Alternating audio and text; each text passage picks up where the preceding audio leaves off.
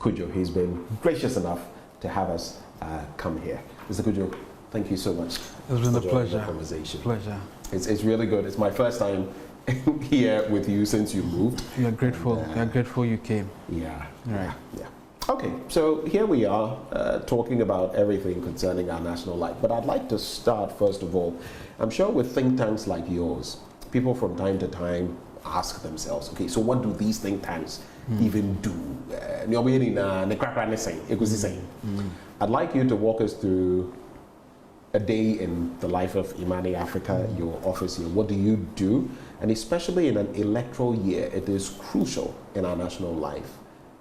How are you shaping up to shape ideas and to impact Ghanaian society ahead of the elections? Well, thank you very much, Benjamin. I think that many people, I'm sure IMANI popularized the term think tank in Ghana. When we got onto the scene, there were other think tanks that were carefully guarded in whatever they say or do, but we took an activist approach, and I suspect that is what has made us a household name. But the word think tank essentially, or think tanks essentially are second-hand dealers in ideas, basically. I mean, what we do, we are played more or less a middleman's role between the academia and then lay people. So we explain technical or technocratic language in such a way that people could understand without interpretation. Even for our friends in the media, could pretty much use without interpretation.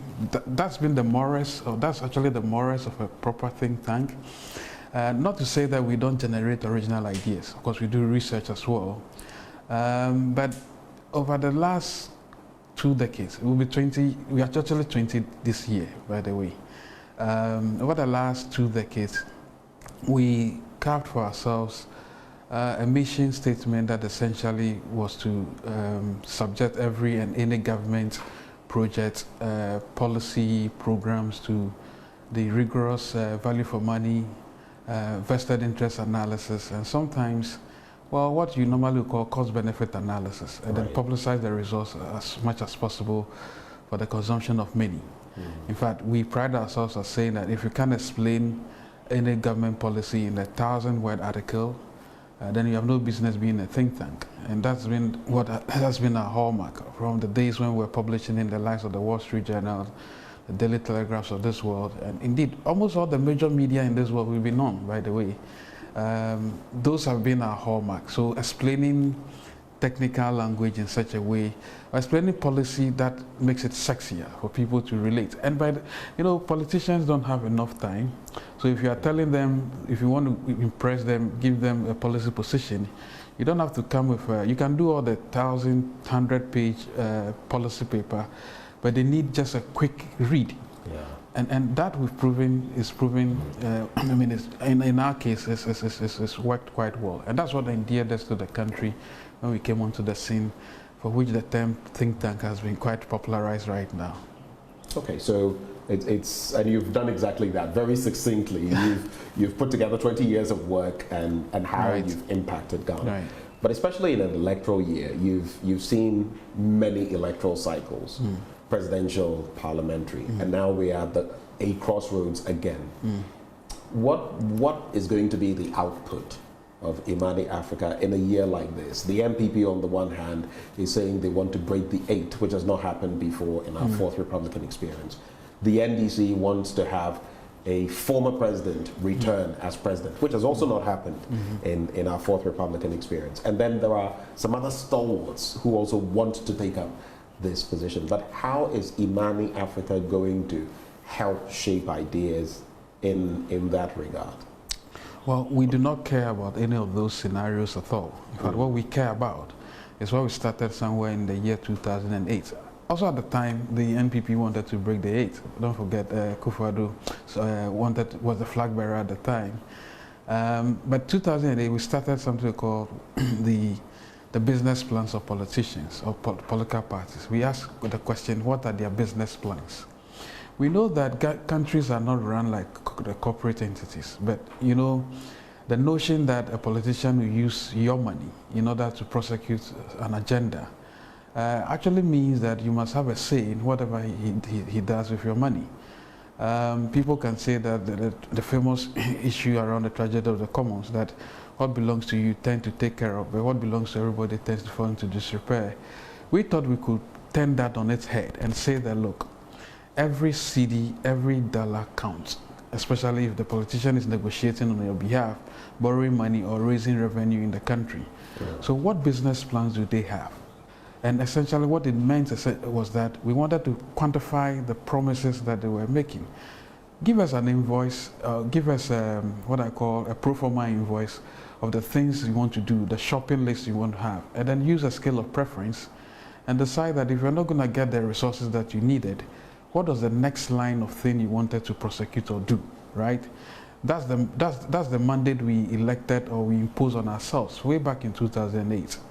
We then metamorphosed into what we now call the manifesto or the IMANI project, which essentially is to quantify or analyze how feasible political parties' promises really are, because indeed most of what we've heard has not really been helpful.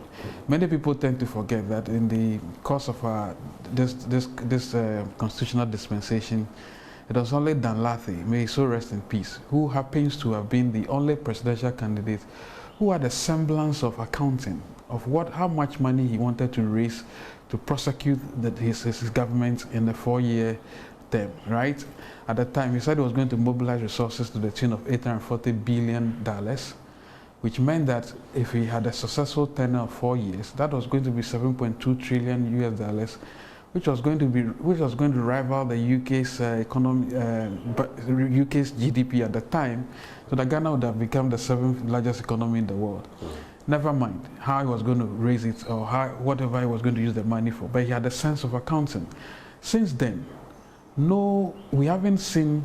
He did not have an opportunity to govern the country. Well, those that have had the opportunity, exactly, oftentimes don't have anything to show. Not at all. And we also don't forget that he was the famous promoter of this domestication idea, which essentially meant not just using local resources, but applying critical local thinking to, maximizing local resources. Since then, well, of course, with the exception of another man who said he was going to generate electricity by suspending permanent magnets in the atmosphere. He was a joker, but I thought he had a sense of what he wanted to do. By the way, Chuck Wayo wanted to use his agricultural policy Kofi Wayo was to use the donkey effluence of the donkey. For lack of a better word, the waste material of donkeys as fertilizer to encourage agriculture. So this may sound very funny, but they had a sense of accounting, more or less.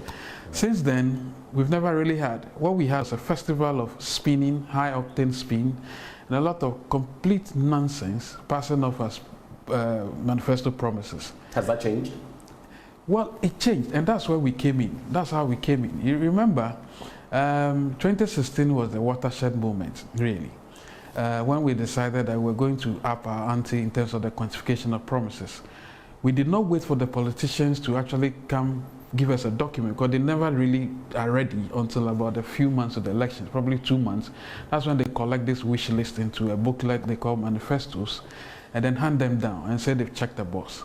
What we did was to start tracking them, like you guys do right now. And you, by the way, you do a good work with your blunt thoughts. Let me say that. So what we did was to start tracking the things they kept saying on the campaign platform, the trail. They kept saying this and this and that. And we did what we call the critical analysis project. For the first time, we found out that of the promises that they were making, in fact, the NPP at the time, out of the many 21 or so promises that they had made, about 8 critical promises that they had made at the time, we found out that I think only 1 was quantifiable. And the NDC had probably 2 or 3. And then you get the headliner on the Daily Graphic and Ghanaian Times saying that promises of politicians are not quantifiable. You can imagine hell broke loose. Then I remember a lot of political actors took you on. Oh yes, I mean, amazing. We had some of these interviews and they were not at all happy. No, not at all. But you know, my joy really was that when I heard on Adom FM, and you've got to love this local media stations, by the way. When I heard on Adom FM, one of the journalists asking one of these political propagandists. Well, first of all, you said you are going to build dams in villages. By the way, do you know how many villages there are in the country? The guy said, oh, I feel like king. Then the next question was, but do you even know the cost? He said, oh, and some of this idea. Then the guy went and said, I say money for Bisase.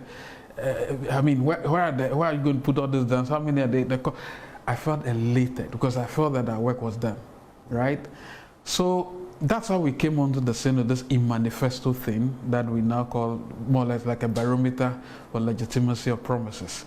And I suspect that that's what we'll do. By the way, we have an excellent relationship with multimedia, obviously led by Evans, and I think we did a lot of good work the last election, and even before then, in this particular enterprise we call the Manifesto Project. We may turn a few things, we pivot a few things around this time around, and what we intend doing this time is actually to ask ourselves, what is the perfect or near perfect country we want to be like? What's the near perfect, highly effective country you want to copy? Because you see, right now, we are in a hole. The politicians have dug a hole for us. Well, this current crop of politicians have dug this hole, and it appears that almost all reasonable promises or suggestions to come out of it may be politicized. The NDC has got its own blueprint. They want to promote 24-hour here, maybe something else they want to do, maybe 360 degrees. It probably may go to Mars. I don't know yet, but I think that at this juncture, what we need is show us what you want to, how this country should be like. I think John Mahama calls it the Ghana I want to see. Yeah. But so far, the Ghana we want. The Ghana we want, that sort of thing. But what we want from IMANI is we want you to tell us how. I mean, we want to tell us how near perfect a country could be when we look at the likes of the other countries that are doing quite well, right? Mm-hmm. So, how are you copying the habits of highly effective countries? How is it that how can you grow a GDP of maybe double digits, probably in 2-3 years? It's doable. How is it that how can you basically create a perfect or happy, what I call the happiness index, more or less, for a country? Things that we can quantify and say that by the end of your tenure, if the number of people who had fallen into poverty or hardcore poverty is now about close to 1 million, we want to say that by the end of your tenure, first 4 years, we should have at least maybe half of those people coming out of poverty. Which also feeds into the SDGs. The SDGs. Well, again, in some context, yes, because when it comes to water, access to potable water, human rights issues, and what you just mentioned, all of those feed into alleviating, poverty and all. Exactly, and even how you are going to partner the private sector. For far too long, the private sector has been at the beck and call of political actors, only for the purposes of greasing their elections, but not necessarily as partners in development. But this administration, for example, has said, touted time and again, the private sector is the engine of growth. But whether the engine is actually kicking is another matter altogether. Well, it should be the engine of growth. I mean, I have another view. I think the public sector actually should be the engine of growth, because if the public sector gets its rights, the private sector would feel unburdened in order to flourish. Okay. Unfortunately, we don't see a lot of that. As I say, the private sector actors have also just accepted the fact that they will become chronic capitalists, and so they encourage them to steal and then do all these procurement gigs, and it doesn't work. A partnership with the private sector, a decent partnership with the private sector is upon us right now. I see Bawumia claiming that he wants to partner the private sector to do a number of things. I think John has also said something to that effect. Alan has also said something to that effect. But I want to see, or we want to see, a permutation where the private sector, well-resourced, should take over at least 70% of public works and actually build properly for it. Sometimes we think that if the private sector takes over, they will price out the poor. It's never really happened. As we speak, the poor buy water at higher prices than the rich, as we speak right now. So all these socialist champagne thought that when the private sector comes on board, the poor would be burdened or the poor would become poorer, is unfounded. Of course, in this part of our environment, it can happen because the relationship is not a good one. It is a chronic capitalist one and doesn't endure to the benefit of anybody. I don't know whether you've cited the Ghana at 100 document, but it's the NDPC's document. Right. Maybe you should take a look at it because it also talks about the future Ghana from 1957 to 2057 after 100 years. And if you look at some of the things in that document, I mean, having a GDP of about, whether nominal or otherwise, of about $3 trillion and all the other things that we aspire to versus where we are, then you realize that it's a long way catching up, even in terms of unemployment statistics and purchasing power parity, among others. But that's a discussion for another day. All these things we're talking about, elections and everything in between, there's a crucial element, the Electoral Commission. Right.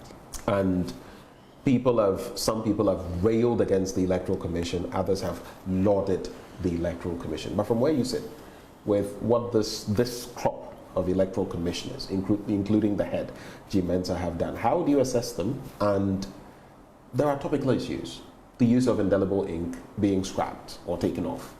The change of the electoral date. It also sort of coincided with the SDA, I believe, complaining about the fact that they didn't want it to be on that day because it coincided with their day where they worship. What do you think are the dynamics? But let's start with the Electoral Commission proper and their output so far. How do you assess them? I think it's become legend, and everybody knows now that, personally, I do not have any good things to say about the EC. The question is why? The first two things. One, on the cusp of the elections 2020, they denied my people. Don't forget, I'm a native of Sal, and a good one at that. Santo Kofi, Akwafu, Lolobi, Ligbe. Right. I'm from Lolobi, Kumasi, by the way. They clandestinely, without, we didn't even see it coming. On the eve of an election, they just sent a note and said, well, my people cannot take part in an election, well, the parliamentary election. No good reasons were given, except, of course, recently in court at Hull, where one of the officers said, well, they are sorry for what happened. Well, sorry doesn't cut it. As we speak, Jane Mensah and her cohorts have never for once apologized for that particular singular act of what I call, I won't describe it use any other adjective, but that singular act of infamy, disenfranchisement, they've never apologized. And with the backing vocalists in government, the local government ministry, as well as the government itself, no apology, nothing has been done to ensure that that particular debacle was actually undone. And we are still in court. The courts also frustrated us for a very long time. And the EC, I found out, was just not interested. What would an apology do? What would the apology do? Well, the apology probably wouldn't do much, but it could be soothing to the pains of people who have been basically chucked out of chucked out of the map, the Ghanaian, should I call it electoral map or economic map. But I thought that the EC itself has a lot of questions when it comes to procurement. By the way, let me probably leave all of those. I mean, it's interesting you bring up procurement. Yeah, procurement because it's the same angle. I mean, the devil is, some have said, I spoke to a presidential candidate recently and he made mention of the fact that if we got procurement right, a lot of our problems in terms of wastage would be dealt with in this country. And I agree with him. Oh, of course. Dr. Bawumia has said, we will get to his plan for Ghana, but one of the things he said is that he would make public, procurement open contracts so that there will be public scrutiny, among others. We have the infamous issue of Ejeni Mwating, the former PPA boss, and everything that goes on in there. So, and to add to that, we know that the former EC's chair, Charlotte Osei, she was literally taken out on the back of some procurement. So once you bring in procurement, I at least want you to dwell on that for a bit. If you thought that Charlotte Osei was taken out, and at the time we supported that idea as well, that Charlotte had issues and probably needed to go.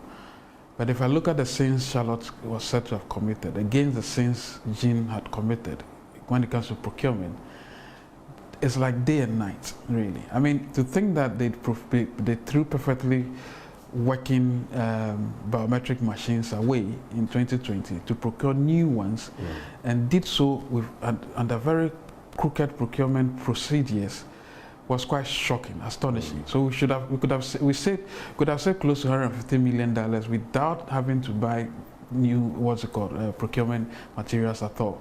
I mean, famously, I remember we looked at some of their procurement, the tendering process, the processes of awarding the contracts, and the marks that were awarded were not in consonance with what ideally should be the arithmetic at primary 2. They calculated 85 plus, was it 85 plus 14 to be 103. And we saw all the shenanigans, all the way the procurement could be rigged, to the extent that the persons who were supposed to be tender committees were not qualified, right? So you are right. When it comes to procurement, the EC is it's just one aspect of the whole enterprise of procurement. But I think substantively, the EC's mandate must be one that says they want to grow with everybody, or they want to organize or supervise elections for everyone, and not for a segment of the populace. Often they act as if they are very interested and vested interest referee, right? I mean, this whole idea of the indelible ink. What exactly does it hurt to have that if your biometric machines actually fail on that day? It makes sense. I mean, this whole idea of having elections round up around 3 p.m. I mean, this is not too long ago. I remember the district elections where I was just about to mention have all these problems as well. Yeah. So why would you impose an impossibility for yourself? But on the other hand, you could say they could set the time at 3 if there's the need to exceed and go to 5 or even later, then they get there, right? Well, having been known for very capricious decisions, I don't think it is in their interest to be setting these what I call annoying estimates or timelines. Because what you do is just to alienate your the people you work with, and alienate voters. And then what's the point in getting insulted all the time, right? And so I thought that the EC, unfortunately, Jean, who was part of us and civil society, had been a complete turncoat, and it's quite worrying, really. You feel that when she was with you in civil society, I mean, her utterances and all of that, versus now being electoral commissioner, there's a shade of difference? And obviously, yes. I mean, and she had no reason not to act the way she was while with civil society, because clearly, what does she really have to lose? Except to say that you apply the very skills that you've catered to or curated while in civil society. But that's what, because for a very long time, most of us in civil society felt she had taken her own path and decided to do whatever she wanted to do. And I think these elections are crucial, and the least they can do is to ensure that there are no problems or challenges. This whole thing about regional collation of votes in itself, I think the Farijan said it not too long ago, that it was a completely silly idea, because then that could lead to all kinds of skirmishes, like the one that led to the killing of about 7 people who, up to now, we haven't really had any real, we don't even know who did it, right? Yeah. So interesting dynamics. I still want us to stay with voting, especially as 2024 is so crucial. And I'd like to go back to the standpoint of the major political parties, the MPP and the NDC, and that is not to denigrate to the other parties, the CPP and the rest. I would have wished that there would be a third wheel, third force, and that maybe there would be some conglomeration of some of these parties, but that has never worked ever since Gusitano and everything else till now. But when you assess the promises that are being made, one more time, and we are looking forward to what you will come through in terms of assessing their practicality or otherwise. Former President Mahama, for example, says, I can do with about 60 ministers. You would ask, why not then? Why now? He says he would scrap the e-levy. You could give him that, but how about some of the nuisance taxes, so to speak, from back then?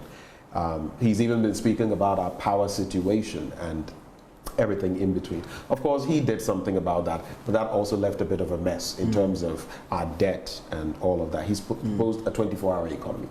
On the other hand, You have a Dr. Baumia who now says he's the driver's mate, not the driver, and that he would also scrap the e-levy, take away the 10% betting tax, take away the 15% VAT on electricity if it is still on the books when he comes through, among other proposals, scrapping or making national service optional, public scrutiny of contracts and all of that. When you weigh all of these promises that are being made, left, right, and center, what do you see, and are they real enough? What are you reading between the lines?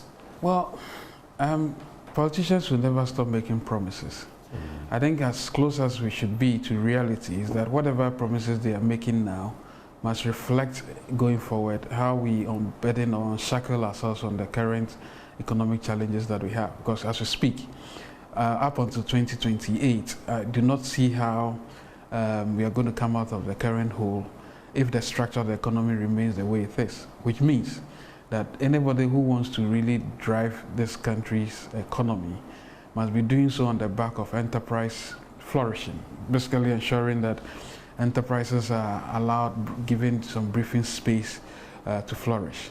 But is that a realistic thing to think about? One, well, government itself has crowded out private enterprise in terms of securing loans from the banks, treasury bills and all of that. And we are also under the stringent hawk-eyed management of the IMF. Is that a reality? Well, it could be reality if we did a number of things. I mean, reordering the way we organize our governance. I'm not too sure that, I mean, you already started mentioning the examples of what I call enterprise inhibiting factors of double-digit inflation, double-digit interest rate, and what have you. As a first rule, we should not dig any further. I don't think raising interest rates or basically working against what I call the spiral, downward spiral of inflation should be any politician's mantra right now, because that wouldn't help at all. I think enterprise creation and flourishing will be the best thing to look at right now. I do not see any other path. And by the way, by enterprise creation, I do not just mean people who do buy and sell. It also means that investing in the productive elements of the economy, in agriculture, the value chain, making sure that people within the value chain of certain staples really are unburdened. If it is the road network that ought to be fixed, critical road networks must be constructed to places that are of value. I mean, we've heard about railways being constructed to probably nowhere, and I've asked myself, why would you put a railway network if it's only to ferry passengers and not ferry cargo? You should be thinking about something like that. So I like to see a complete reordering of the way we do things, and that means the personnel at the heart of government itself must be quick in thinking as to how valuable they can be to the government. I do not first of all think that the numbers are, of course the numbers are crucial, whether ministerial numbers or people who work at the presidency. I've always said that to fight waste in the system like the ones we have right now, and maybe corruption, which could give us some resources to apply to these other enterprises I've talked about, is actually to start it at the heart of the presidency, because that's where all the waste actually sits. But that presidency must be made of people who are called assessor generals, who can assess essentially what big ticket transformational investments that will be made in any aspect of the economy, and assess how much value will be returned to the economy before it is actually done.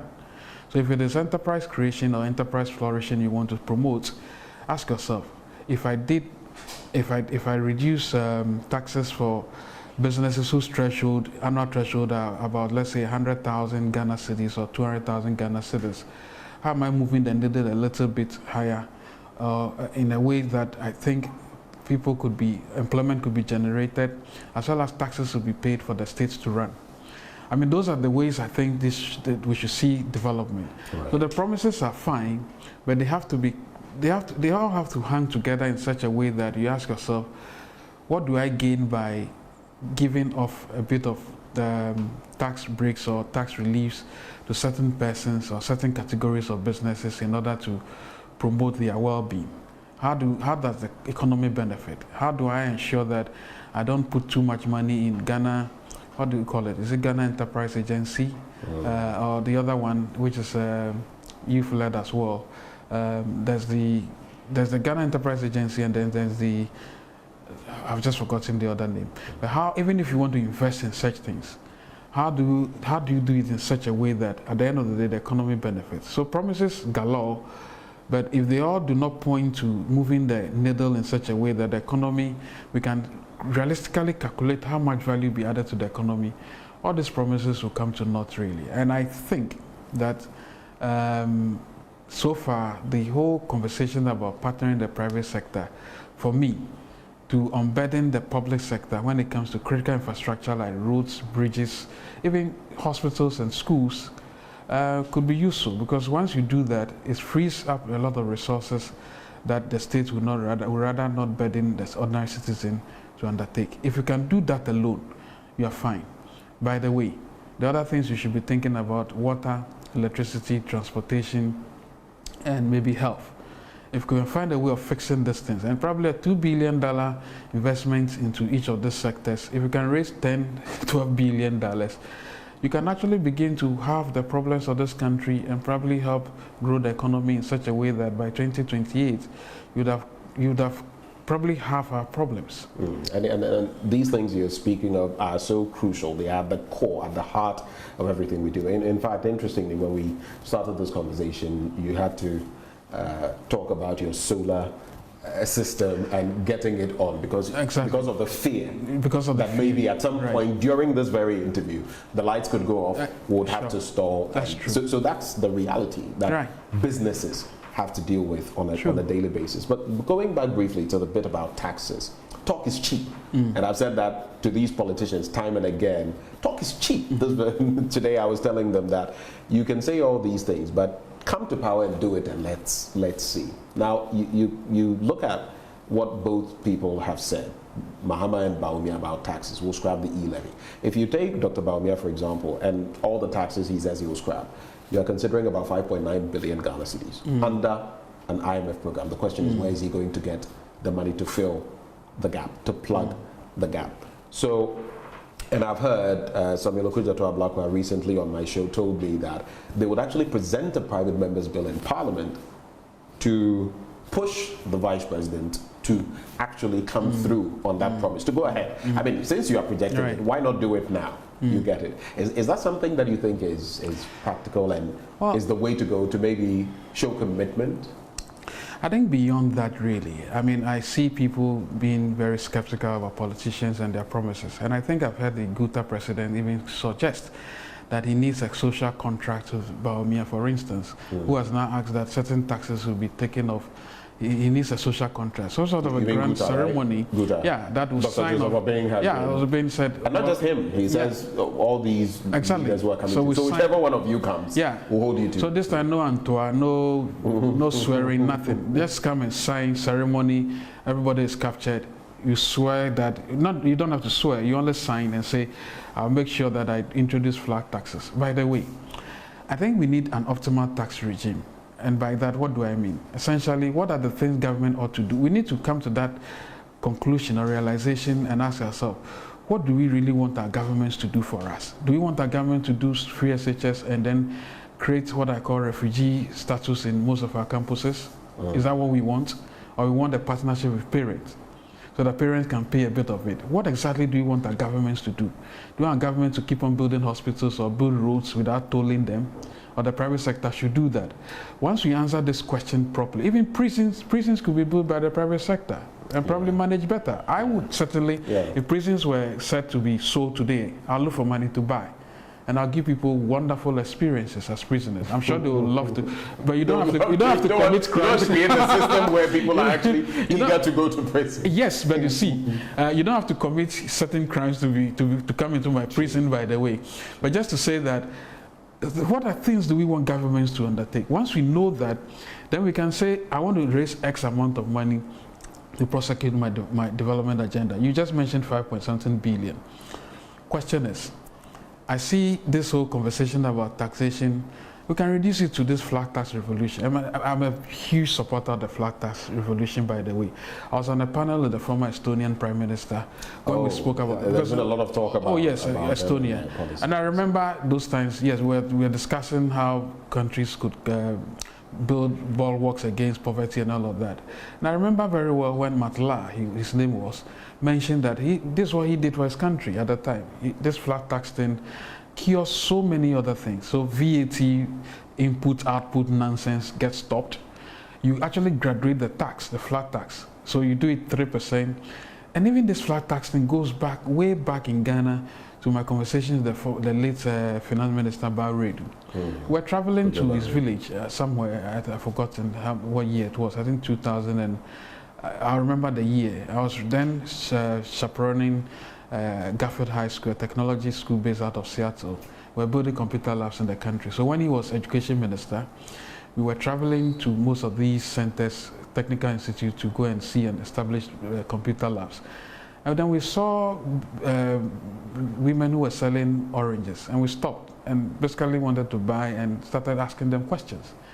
And they started lamenting about their problems. They don't sell much, it gets rotten, and then the people come and collect lampo duties and all of that.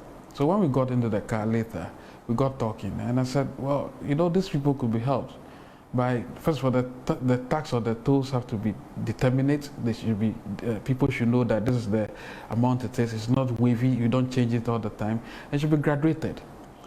Well, thankfully, when he became Finance Minister, one of the first things he did was to actually introduce flat tax for businesses whose threshold were up to about 10,000 Ghana cedis at the time, 3%.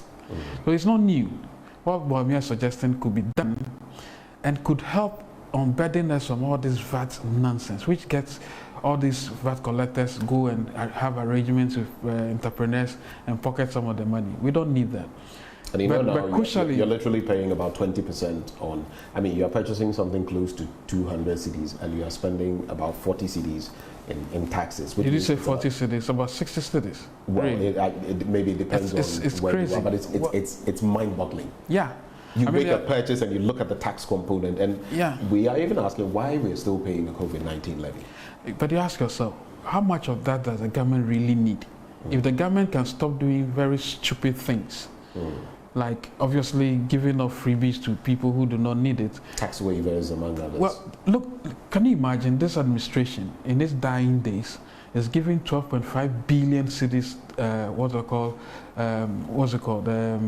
12.5 billion cedis in tax exemptions to what the opposition has called its cronies. And possibly true. When you think that they are trying to raise only 11 billion Ghana cedis, why would you want to organize a country like that? So it tells you that if we sat back carefully and look at what government should actually be doing, we'll be cutting back a whole lot more, and the private individual would be better off rather than the politician. Let's make the most of the next maybe 7 to 8 minutes. I'd like to focus on 3 things: the reshuffle, saving Ghana sports. There was a demonstration recently, and I'll save the last one because I want to spring that at the end. But reshuffle, and I saw you put up a post on social media in respect of this. You said, let me just get to it. There it is. No, I can remind you. The former Finance Minister Cudjoe Friata is to be appointed as the senior presidential advisor on the economy. He will also serve as the president's special envoy on international investment and the capital markets, according to, well, the sources, meaning he will be in charge of negotiating most big deals. He is now bigger than the Ministry of Finance. How did you come by this assertion? Well, first of all, the president typically would not give reasons as to why he's appointing people. I heard my good friend Japan Mesa say that he thought his appointment was based on regional balance. I don't know what that means. I don't even understand what it means. But particularly for the finance minister, it's instructive. If many people hadn't seen this particular newsreel or this story from Asasi, we would have concluded that I was just making it up. But to be said to be the presidential advisor on the economy is one part. You can say that he still has experience, so he can be advising. International investment. But now to be the envoy for international investment and capital markets, for someone who cut his teeth in capital markets, played a role in, basically that's how his life has been about. And to think that he's been given the role of what? an envoy when it comes to international investment essentially means almost all the deals that Ghana would ever get into, create or explore or welcome, he would have a say in it. International investment, probably bigger than GIPC, right? Now, it also means that the finance ministry would have, before they ever get to sign off any deal, Oforiatta would have to go through him. If we decide to go to the capital market at some point, I don't see that happening anytime soon, by the way. But in a supposedly whatever presidency of Bawumia, assuming he still has space and he still has this position in government, he is likely to be the person who will say even what rates we should negotiate when it comes to getting onto the Eurobonds. And we know the devil is in that detail. The devil is in the detail. Reflected who gets what, when, exactly, and how. Exactly. So I see it as a much bigger role. And what's the point really? Being the public and being insulted for putting together a budget you have no control over, right? Or going to the IMF for which you'll be insulted. I'd rather be the mafia don and sit back and then play the chess. What, the mafia don? Yes, you that's think what he is. That's what Ken Oforiatta is going to be now? Godfather, actually. I see. The mafia don, Godfather. These are, you know, these are not pleasant terms, right? Oh, no. They are someone is referred to as a they are mafia. euphemistically positive. I mean, they are not pejorative. Euphemistically positive. Not pejorative at all. I think I'm trying to say that he's a grandmaster. He's been given an opportunity to do this. Maybe the president has been the cleverest of all of us, really, in making sure he fashioned the role for him.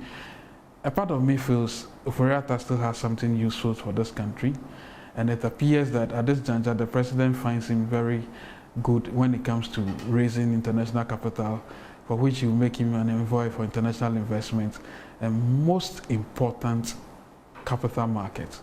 Mark those words, those capital markets. And I don't forget the finance minister wanted to float a 50 billion century bond. Yeah. He had that much appetite for the capital markets. So now that he's been made an envoy for that, those boys at the ministry are just guru boys. Papers. He's the real don. Are you suggesting that Dr. Amin Adam is not going to have a free hand? That basically... Oh, no, not at all. Ken Oforiatta is still going to be large and in charge? Not at all. In democratic centralism, Amin will still speak and say everything he wants to say. But when it comes to... behind the scenes, the real decisions when they are to be made, are you saying he will not be... Yeah, but once you've crafted this particular rule, what it means is that whatever decision the government will take, assuming this government was going to travel another 2-3 years, essentially, before any decision is done, actually signed, Amin will have a say, maybe signed somewhere there, but before that signature you see, there's Oforiatta who will say, this is the way we ought to go. So that's what it is. Let's not kid ourselves. Otherwise, why create a role in the first place? Right, but is that necessarily a problem?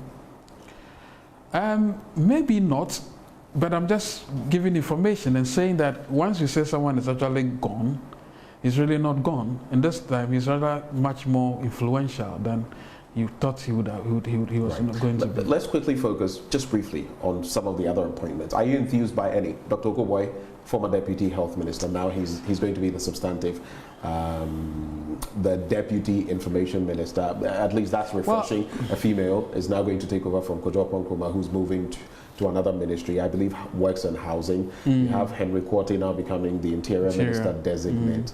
Ambrose Derry moving to become a Minister of State at the presidency, among others. Dakwa Newman coming through gender. I mean, there are so many of them. Lydia Al-Hassan is in now. I mean, any that excite you? Collectively, they would add no value to the economy, which is what I think about a lot. Because once they settle, 6 out of 9 of these ministers, by the way, nominees, are going for re-election. And by the time they settle in their positions, they would have to spend, that would be somewhere much, and then by the time the elections are upon us, probably in August, they'll start planning to get get their seats back.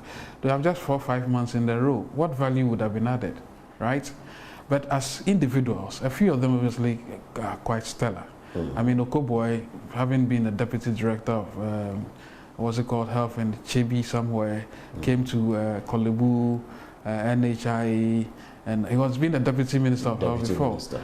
In fact, before he lost his seat, and then he's an excellent brain and head and hands, no doubt about that. I don't know what much he's going to do between now and then. But wouldn't you prefer him to a Cudjoe who led us to a crisis when it came to COVID-19 vaccines? Who led us to a crisis when it comes to, for the first time I heard, vaccines for children and so many other instances, and even the cost. Yeah, understood. But I'm just looking at what value addition within these few months really would have happened. Nothing to do with the abilities of Cudjoe at all. So it's about time. There's no time for him to do anything. What exactly can he do? Except, of course, maybe he can do something he himself talks about when it comes to exporting nurses and doctors abroad, which he thinks will be a significant value foreign exchange for the country. But even that has to be within the broader policy of government. So for me, the reshuffle did not cut it.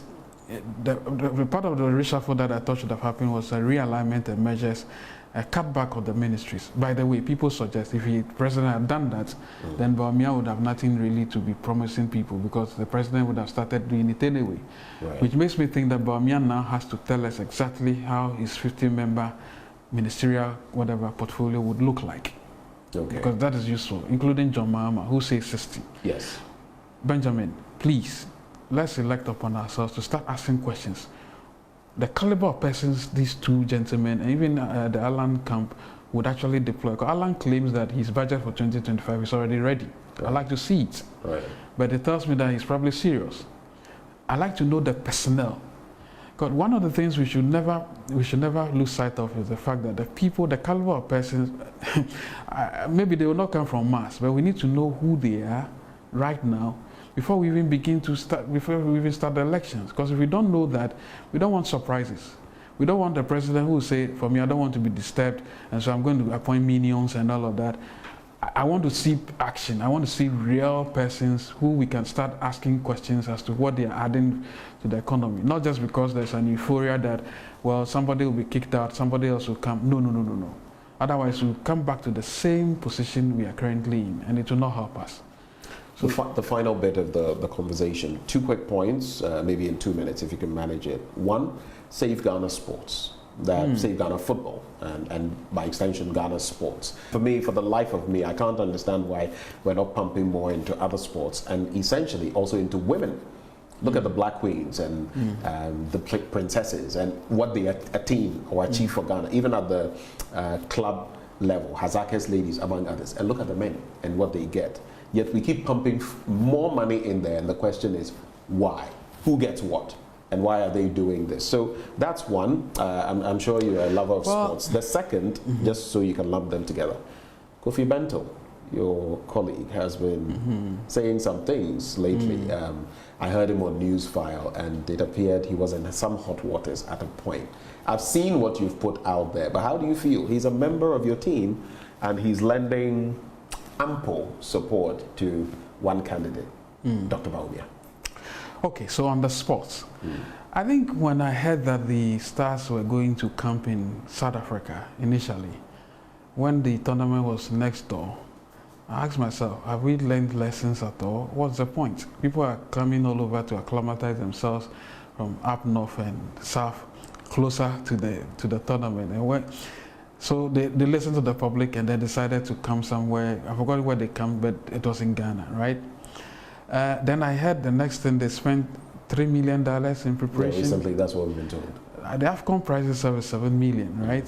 I mean, how do you spend $3 million? I don't know what they did. I don't know whether they were buying gourmet meals. I don't know whether it wasn't 7.5 or something like that. But well, that's what they said they budgeted, $8 million. Right. But so far they spent $3 million. No, I'm talking about the AFCON prize. That's what. It's $7 million actually, right. And all of that. Right. I think Ghana sports is just it's basically synonymous to or with politics, the way we organize things as well.